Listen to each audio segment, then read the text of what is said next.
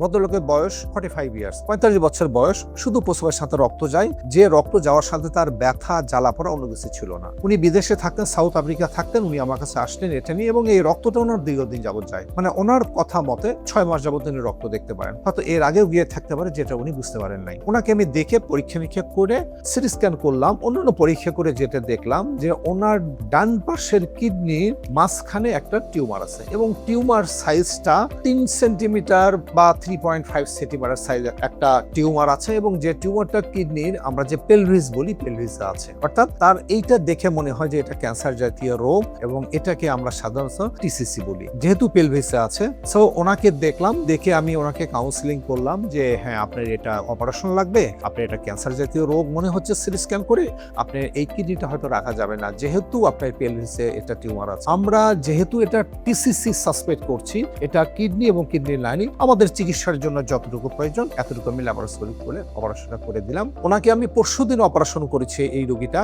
উনি কালকে ভালো, এবং আজকেও আমি দেখলাম উনি ভালো আছেন মাশাআল্লাহ। যেহেতু আমরা ল্যাপারোস্কোপি করেছি, ছোট্ট ছিদ্র, কাঁটাটা খুবই ছোট, ওনার ব্যথা এত বেশি নেই বললেই চলে, উনি দাঁড়িয়েছেন, উনি হাঁটছেন, উনি খাওয়া দাওয়া করছেন, ওনাকে আজকে আমি ছুটি দিয়ে দিব। সো এইখানে যে জিনিসটা বলতে চাই, টিউমারটা ছোট হইলে এবং যদি তড়িৎ চিকিৎসা করেন তাহলে এটা কিন্তু ল্যাপারোস্কোপিক্যালি করা সম্ভব। ল্যাপারোস্কোপি করলে যে সুবিধা হবে, রোগীর ব্যথা কম, কাঁটাটা ছোট্ট থাকে, দাগটা ছোট থাকে, উনি আর্লি বাসায় চলে যেতে পারেন এবং আর্লি নিজের কাজে চলে যেতে পারেন। সো একটু কেয়ারফুল ডিসিশন নিতে হবে রোগীদেরকে, যে ডাক্তার যত দ্রুত সম্ভব দেখাবেন, এবং দেখানোর পরে ডাক্তার যে পরামর্শ দিবেন সেই পরামর্শ অনুযায়ী শুনবেন, কথা নিয়ম পালন করবেন, ওনার চিকিৎসা গ্রহণ করবেন, ভালো থাকবেন।